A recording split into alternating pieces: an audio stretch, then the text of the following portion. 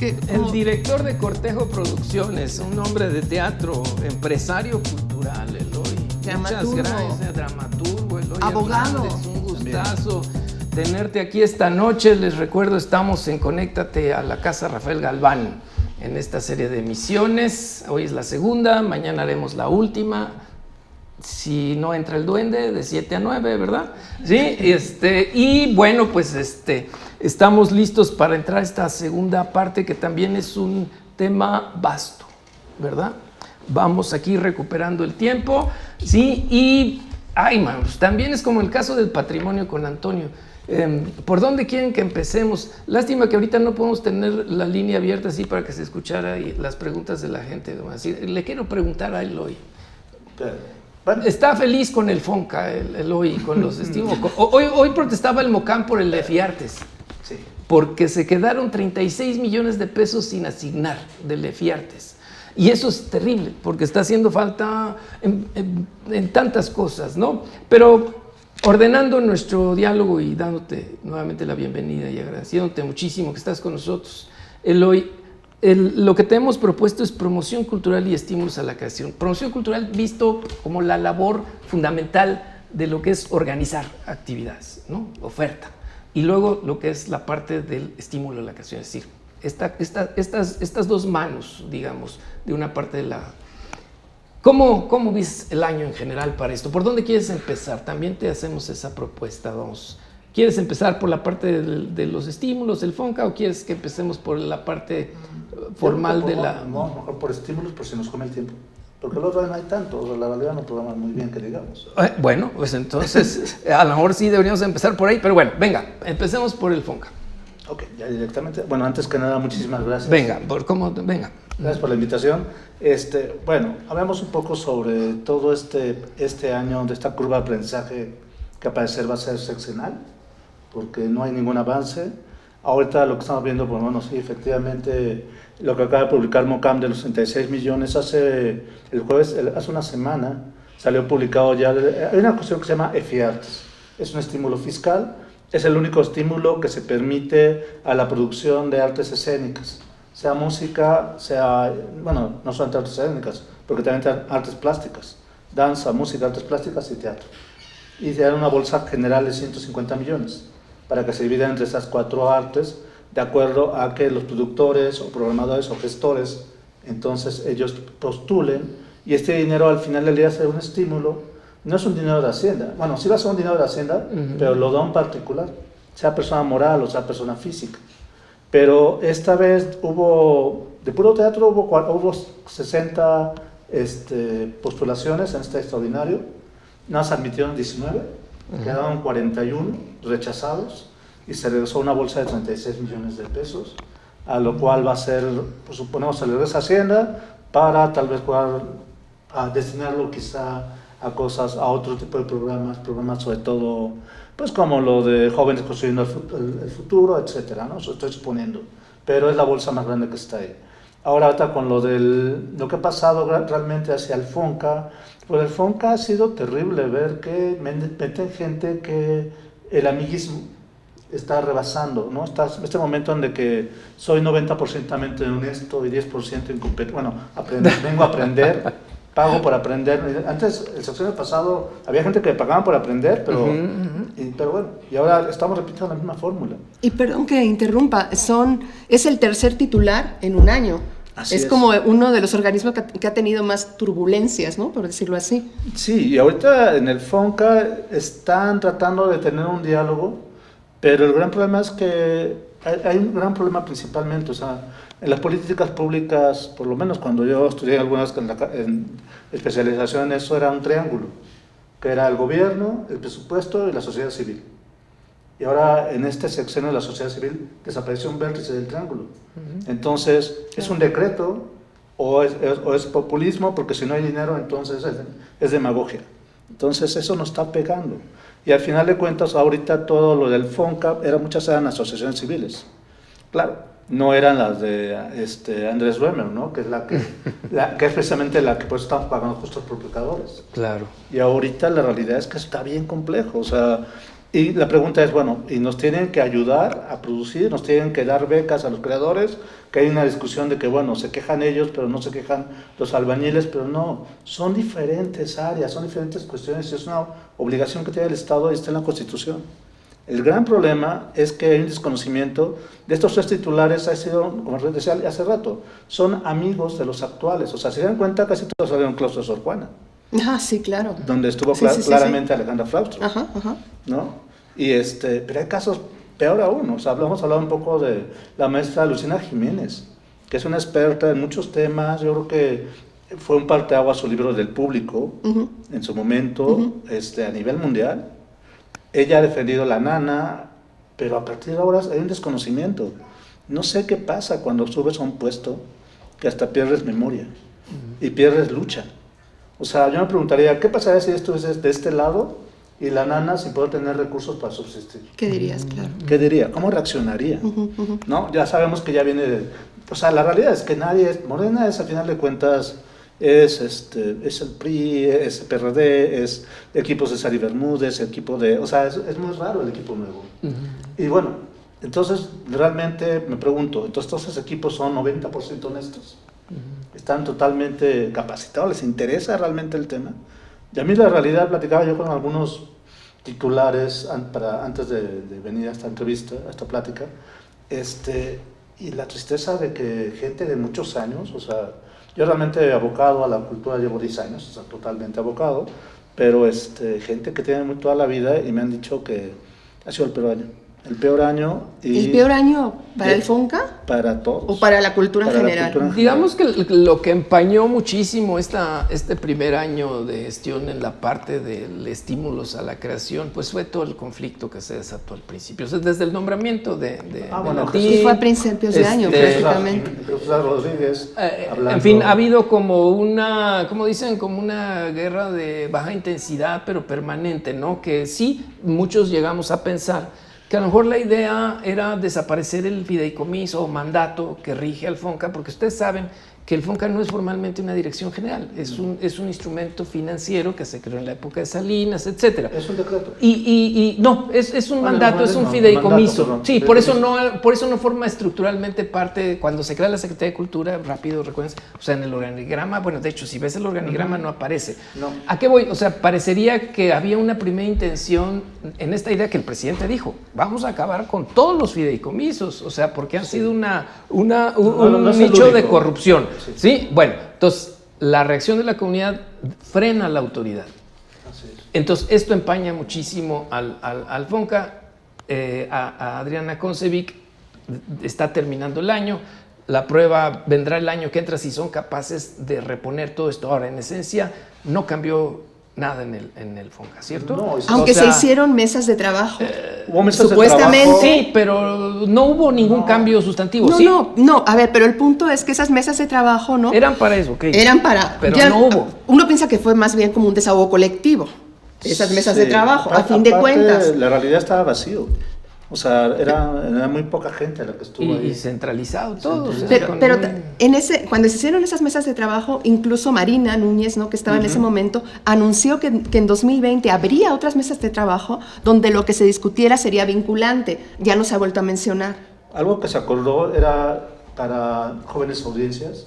Es así que ahorita en Fomento y Conversiones no hubo ningún proyecto, o sea, no se va a emitir ningún proyecto porque es una leyenda de que iba a salir su propia convocatoria. Porque realmente los más golpeados, por llamarlo de una forma, o los más olvidados, fueron las jóvenes audiencias. ¿No? Entonces, vemos espacios como la titería de la maestra Pérez Gay, que apenas puede sostenerse, y la realidad es que no le permitan. O sea, la cuestión aquí es de que nos mandan a un mundo neoliberal, aunque no lo acepten, pero sin herramientas para poder ejercer. Claro. O sea, no hay una cuestión de, ok, no vivamos del gobierno, no vivamos del fomento, perfecto, pero también dame esas herramientas, pero otros incentivos fiscales, por ejemplo, lo de Fiartes, ahorita las empresas van a decir ya no juego. O sea, porque este es un periodo extraordinario. Estamos en noviembre. Ellos tienen antes del 15 de diciembre de regresar ese dinero. Claro. O sea, la realidad, ya la primera vuelta, cuando empezó a ver todo esto, que hubo 2 vueltas de años de Fiartes. Y en la primera vuelta ya hubo aportantes que dijeron, ya no voy a entrarle. voy a pagarle mejor Hacienda, a estar apoyándolos a ustedes. Claro. Y la realidad se me hace una tristeza porque ha sido una lucha que viene de Ficine y viene 7 años para acá, para las sociedades. Y entonces tampoco nos permite jugar con las personas que están interesadas en apoyar la cultura. Claro. ¿Cuántos recursos dices que se perdieron? Ahorita 36 millones. Fíjate, se perdieron más recursos de los que se van a aumentar al FONCA en 2020. Ah, sí, son 16. Porque el FONCA tenía 600 millones de pesos en 2019 y va a tener 616.2 en 2020. No digo, es que visto así todavía más triste, ¿no? Sí, o sea, ahora bien, ¿cómo valoras eso? A ver, que por un lado le aumenten 16.2 millones de pesos, ¿no?, al FONCA, y por el otro lado le destinen al complejo cultural, ¿no?, Bosque Chapultepec, 1.668 millones de pesos. Y aún no tengamos claro, ¿no?, en qué se van a emplear. O sea, ¿cuál es la apuesta de la política cultural? No es a los creadores, pensaría yo. Pero ¿no? además déjame agregarte algo. Sí. Estamos con Eloy Hernández, aquí en Conéctate a la Casa Rafael Galván. Estamos en nuestro tema promoción cultural y estímulos a la creación, el segundo segmento de esta jornada nocturna, que empezamos un poco tarde por culpa de un duende, pero aquí estamos cumpliendo la bitácora. Y además yo aprovecho esta intervención de Silvia para decir, es importantísimo esto porque además, al abrirse Los Pinos, se abrió otro espacio eventualmente para montar eventos o para que contraten gente, ¿sí? Y la promesa que hay en todo el proyecto Chapultepec, sin meternos en eso, Eloy, es que va a haber pues, foros y museos, y ahora anunciaron que va a haber otra cosa ahí, el centro de conservación, lo piensan llevar también a Chapultepec. Una cineteca también. A una cineteca. Sí. Entonces, ¿qué es lo que pasa? Al final de cuentas, sobra dinero porque no lo pueden aplicar las empresas, pero al mismo tiempo se abren otros frentes. O sea, digamos, ¿cómo poder ayudar a que esto no sea así? O sea, independientemente de reuniones, citas con la comunidad artística, o sea, ¿tú qué sugerirías después de este año de tumbos? O sea, ¿qué estarías pidiendo? ¿Qué tipo de orden o organización? Como manifestabas hace un momento, o sea, no existe una ley que ampare esta situación. O sea, al final de cuentas, si quieren deshacer los fideicomisos para el 2020, puede desaparecer fácilmente el FONCA. Si estuviese dentro de la ley, dentro de la estructura de la Secretaría de Cultura, pues se podría hacer. O sea, ahorita, por ejemplo, ahorita en la Ciudad de México se hizo la ley de espacios culturales independientes. Entonces son los ESIs. Para apoyar y entonces un poco como... ¿Pero ya se aprobó? No, ¿verdad? No, está en votaciones. Va para votaciones. Está en votaciones ahorita, se presenta votaciones a finales de octubre. Ahorita está dentro de las que están las comisiones. De votar. Sí, están comisiones, tal vez antes de irnos de Navidad sale, no lo sabemos. Pero bueno, hubo un trabajo en el cual estamos un poco homologando un poco a Buenos Aires, no Argentina, Buenos Aires, donde se incentivan los espacios culturales. Y entonces no va a haber ISEP, no va a haber diferentes cosas. El ISEP es impuesto sobre espectáculos públicos, porque esa cuestión es de que a nivel local y a nivel federal, porque es un impuesto estatal. Entonces cada estado destina cuántos impuestos sobre espectáculos públicos para que una persona, ahora sí que exactamente es un problema hasta con el quinto constitucional, tenga que pagar un tributo, que ese es el ISEP, para ejercer su profesión. Y lo malo es que no podemos... No, a diferencia del IVA, del ICR, no podemos jugarlo. O sea, los empresarios de teatro, o de danza, o de música, perdemos ese 8%. Acá en la Ciudad de México, en Chihuahua es el 12%, y así cada estado. Entonces, yo creo que la respuesta sea la ley. O sea, yo sé que estamos llenos de leyes, quizá un articulado, un apartado, un bis, una demo. Un poco...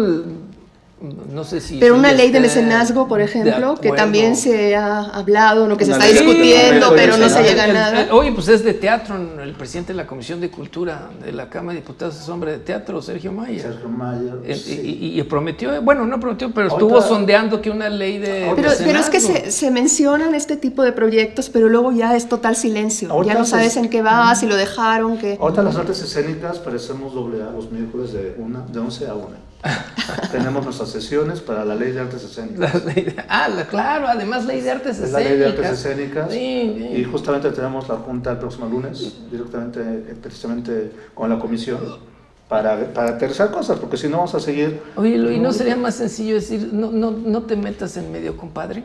O sea, ¿no sería más sencillo entrar desde el lado propiamente fiscal sin entrar en más normas? Y una vez un afamado empresario me dice, ¿sabes qué haría yo con el FONCA? Dice, pondría una ventanilla y diría, se apoyan proyectos.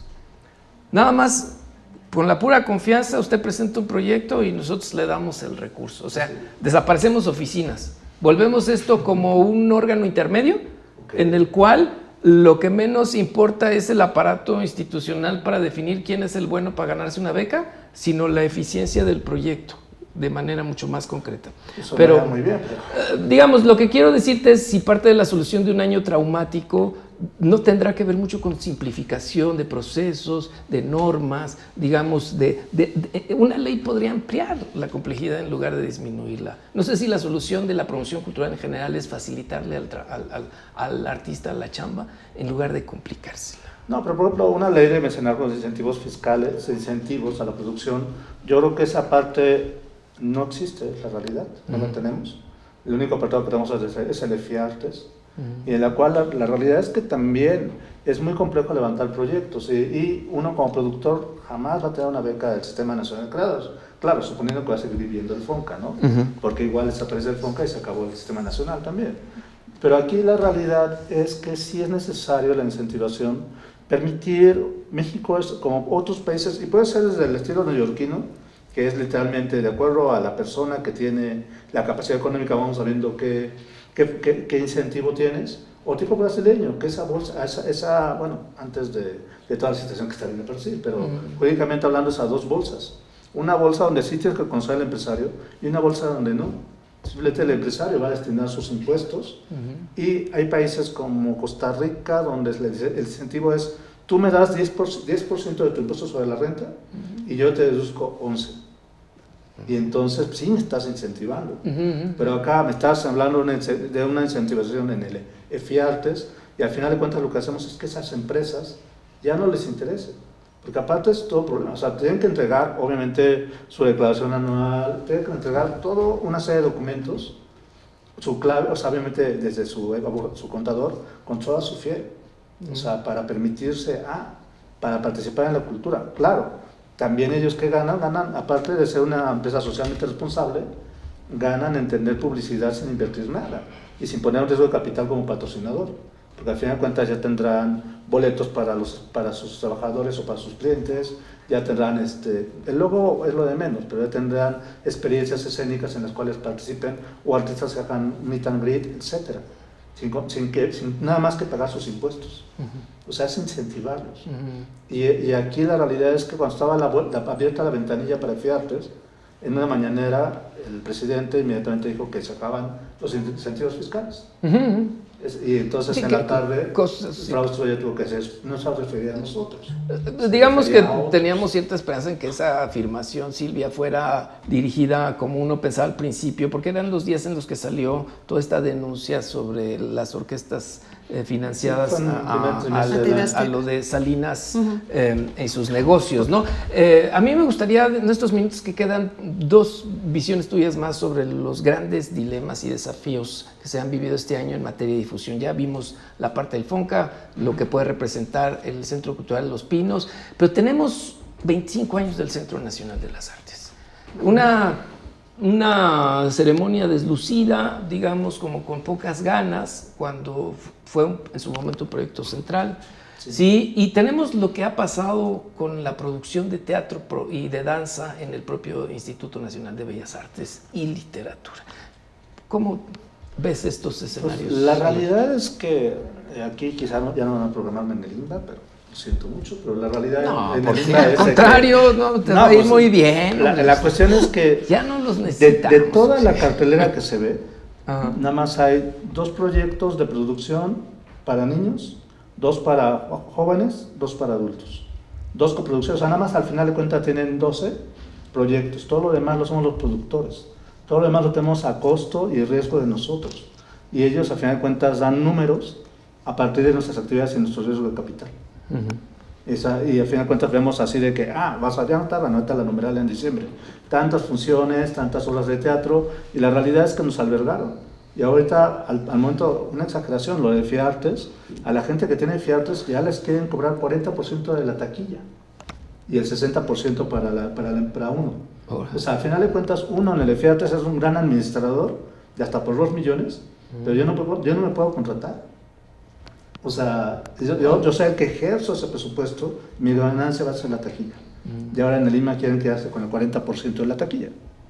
Entonces, o sea, no está incentivando nada. O sea, la realidad es... Digamos, refleja todo esto que has comentado, esta falta de articulación en las cosas. Sí, y la realidad es que, pues ahorita las muestras estatales desaparecieron. Es otro temazo, las muestras. Las muestras estatales desaparecieron porque era parte de los apoyos que tienen estatales, le recortan presupuestos, ya no lo hacen, entonces hay una muestra nacional en la cual al final del día sí nos critican mucho por centralistas, porque aquí todo llega. O sea, por ejemplo, la programación de los 25 años del CENAR, la realidad fue como que... Creo que le soltaron el presupuesto tarde, fue como lo de Zapata ahorita en Bellas Artes, así como que ármalo porque tenemos que... Ármalo, claro.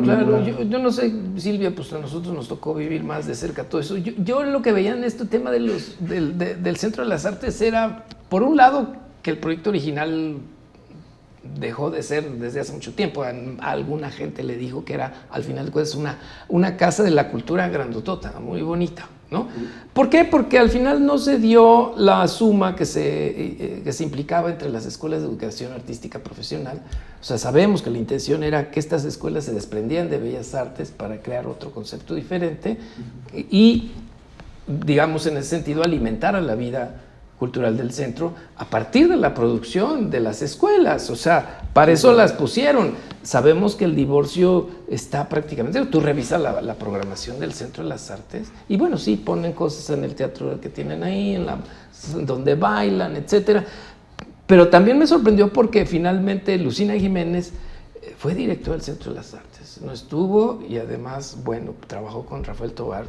Alejandra Fraustro, pues es amiga de la familia de Rafael Tovar. Claro. Tampoco llegó. Entonces, digamos, la parte simbólica del Centro de las Artes quedó, a mi gusto, inmerecidamente de bajo perfil, digamos. O sea, más allá del tema presupuestal. Y persiste esta duda de qué más va a pasar con el centro. No, y la realidad es que la maestra Lucina al final del día estuvo en esa primera etapa. O sea, te dejamos, bueno, es que va llegando... No, y ella renunció, ¿se acuerdan? Sí. Ella dejó el puesto antes de que terminara el sexenio del señor Fox. Y ahorita, bueno... 2 minutos. Y ya ni hablar de Bellas Artes y sus conciertos para gente de comunidades cristianas. Bueno, en fin, los problemas laborales en el instituto. Silvia, tenemos 2 minutos. Sí, si quieres cerrar con algo. Quiero plantearte una pregunta. A ver. Cuando fue este escándalo, esta polémica que se desató con Jesús Rodríguez, ¿no? Que las becas deberían desaparecer, ¿no? Que los artistas tendrían que ser apoyados por el sector privado, uno se pregunta, ¿realmente hay recursos del sector privado para la cultura? ¿Le interesa al sector privado apoyar la cultura? Por lo menos en mi experiencia con el FIARTES y con patrocinios, digo, realmente yo no soy productor de FIARTES, que las 40 obras producidas que llevo, nada más 6 han sido apoyados con el FIARTES.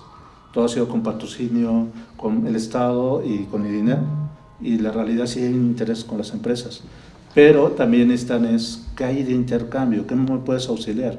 Ahorita te pueden dar intercambio material, o te pueden dar patrocinio material, pero ahorita si ves esa incentivación, hay mucha gente, porque a veces no es tanto el empresario, digamos, Slim tal vez no le interesa el teatro, pero a Grupo Carso sí le interesa verse en diferentes áreas, y podemos ver ahorita la entrega de los premios Metro, o sea, no es gratuito que haya sido en su teatro Telcel. ¿No? O sea, sabe que está en una visión. Entonces, al final de cuentas, a veces confundimos que es el empresario con la empresa. Y no, es la empresa tiene interés. Y aparte ya hay un premio de socialmente responsable. Entonces, socialmente responsable la cultura es una estrellita. O sea, que los creadores también tienen que ser, valga la redundancia, más creativos también a la hora de acercarse al empresario. El problema es que están obligando a que seamos gestores todos, autogestivos. Y la realidad es que no te da tiempo o haces carpetas, que es lo que es el MOCAM, Claro. o hago direcciones de arte, o hago pintura, o sea, ¿a qué hora? No les va a alcanzar el día. Claro. Y aún así podemos decir que al menos a nivel de la ciudad, Eloy Hernández, no me dejarás mentir, o a lo mejor sí miento, pero bueno, esta ciudad tiene una gran cantidad de oferta, ¿no? O sea, es sorprendente la cantidad de teatro que se hace, bueno, malo, regular, en fin. Hay cerca de 500 al año. Digamos, otros estados de la federación no lo tienen, pero es una pena, pero al menos en el espacio urbano o en las ciudades principales siempre hay como esa posibilidad de decir a dónde voy. O sea, ha tocado, y además no pocas veces las tarifas son baratas, digamos, las entradas. O sea, la mayor parte de los teatros privados o los teatros son 350, 400, 450 pesos. En el Teatro Helénico, 400, 550 pesos, en fin.